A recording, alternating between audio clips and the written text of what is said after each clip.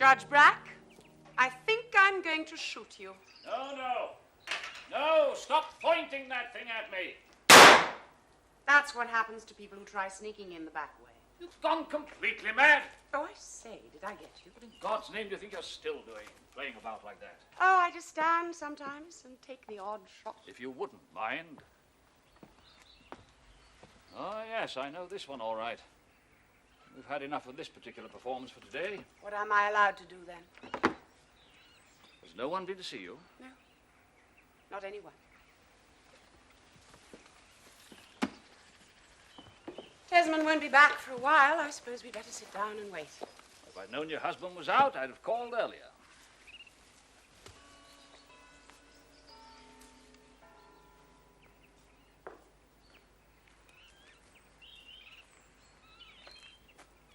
Well? I was first.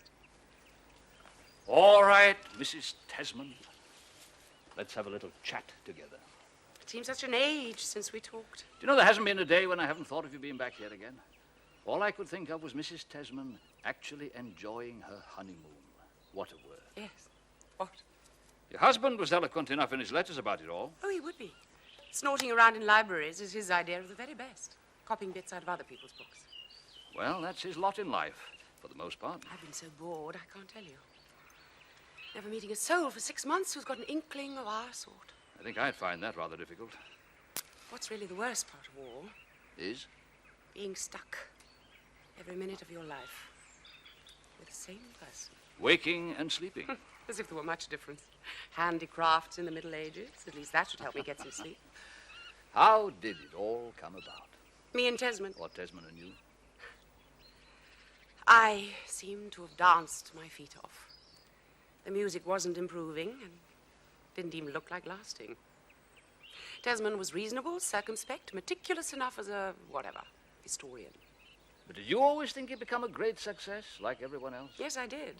So when he begged me to let him do everything in his power to make me really happy, I thought, well, why not? Oh, indeed. If you were looking at it like that. It was certainly a lot more than my other admirers were prepared to offer, my dear Judge. I can't be expected to answer for all the others. But I've always had a certain respect for the marriage institution, so far as it goes. Oh, I never had any hopes where you were concerned. All I've ever asked for was a good group of close friends. Friends I can help and advise when they need it, and come and go in their houses as we all please. Or as the man of the house pleases. Well, to be honest, preferably as the wife pleases. A three-sided arrangement can be very pleasing for all concerned. I often used to feel the need of a third person, all those hours alone together in railway carriages. Well, your journey's over now, Madam Hedda. Oh, there's a long way to go yet. I've just come to a little halt on the way. Then all you do is jump out and stretch your legs a little. I don't jump. Don't you? No. Because there's always someone to look at your legs, you mean? Precisely. No, but surely... I don't care for it. I prefer to sit as I am in the same compartment. The two of us. But suppose a third person should get into the compartment. A friend you could trust, who understood, who wasn't only absorbed in one thing. That might be different. Triangle complete. And on goes the train. Oh, my dear Judge, there you are. Got here already, eh? Huh. It's hot, I can tell you, carting this stuff around. Now, what about this? I managed to get hold of a copy of Eilert Lovborg's new book. I bet you'd like to look at that, eh, Hedda? I might later. I managed to get a squiz at it on the way back. I tell you, it's quite extraordinary, the balance of it. Never done anything like that before. Well, can't wait to get down to this little lot. Oh, Hedda, Auntie Lula's not coming over to you this evening, I confirmed. It isn't because of the hat. Good Lord, no, you don't think Auntie Lula's really like that, do you? No, it's just that Auntie Reno's so bad. Oh, these aunties are everywhere. What? Nothing. Ah. Well, I must change. What was this hat you were talking about? Just a little incident this morning with Miss Tesman. She'd left her hat lying around on a chair, so I pretended I thought it was the maid's. Madam Hedda, what a thing for you to do. These things just seem to wait for me to do them. How can one begin to explain it? Not being really happy is beginning enough.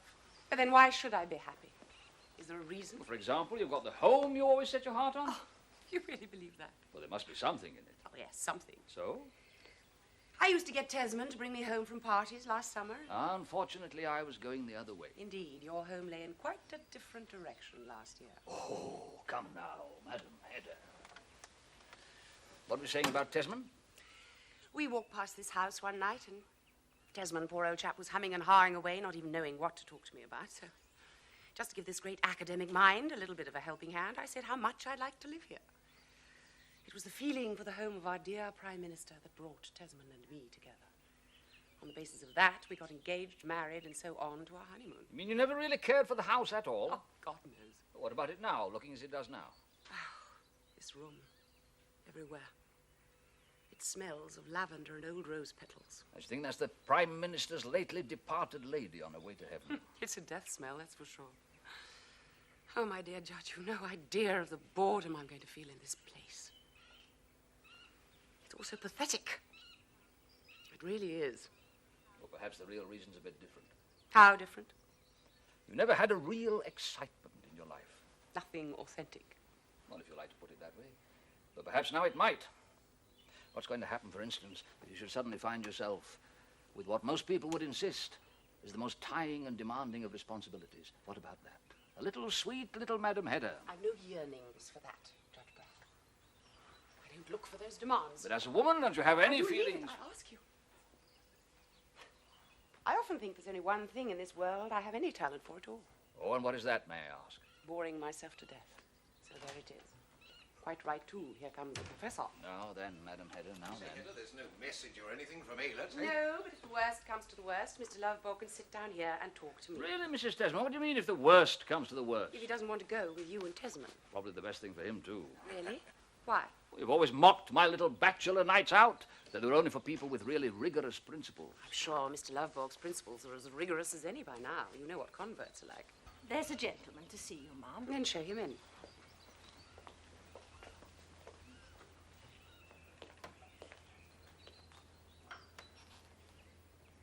My dear Aylett, what a thing, seeing you again after all this time. It was nice of you to write. May I shake your hand as well, Mrs. Tesman? You're very welcome, Mr. Lovborg. I don't know if you two gentlemen know. Judge Brack, is it not? We did meet a few years ago. Well, now, Aylett, they tell me you're thinking of settling down in the old place again, eh? I'd like to. Jolly good decision. Oh, just a moment, another thing. I've managed to get hold of a copy of your new book. Mind you, I haven't had a moment's chance to read it yet. No, I wouldn't bother. There's nothing much in it. Seems to have done very well all the same. Well, just as I'd hoped. I wrote a book that I was sure everyone would agree with. Very sensible. But this one, try and read this one when it comes out, George Tesman. This is the real thing. This is the one that contains me. Is that so? What's it about? It's the heir. Heir to what? The old book. You mean the new book? Well, if you like. But Aylett, this one, the one I've got here at the moment, that covers everything right up to the very present. It does. And this one covers the future. The future? Good Lord, what on earth could we possibly know about that? Take a look. It's divided into two parts. The first is about the powers and culture that will produce the future. The second, well, that's about what the nature of that future will be. Good Lord, I don't think I'd ever begin to think of writing about anything like that. Quite right, you wouldn't. I brought it with me. I thought I might read some bits of it out to you during the evening. Oh, that's very kind of you, Aylett. Only this evening's a bit... Mr. Lovborg, I'm having a little dinner party over at my place, really in Tesman's honor. Do, please, give me the honor of joining us. Thank you, no. Oh, come on, do. There'll be just a few of us. We'll have a real sporty time of it, as Mrs. Tesman likes to call it. I'm sure, all the same. You can bring your manuscript along with you and read it over to Tesman at my place. Now, that's an idea. What about it, Aylett? Tesman, dear, it's quite clear Mr. Lovborg doesn't want to go. I'm certain Mr. Lovborg would far rather sit here and have some supper with me. With you, Mrs. Tesman? And Mrs. Elvsted. Oh. I saw her in passing today. Did you? Well, she's coming round later. So I really think you should stay, otherwise there'll be no one to see her home. True. In that case, I'll stay. Thank you, Mrs. Tesman. I'll speak to the maid.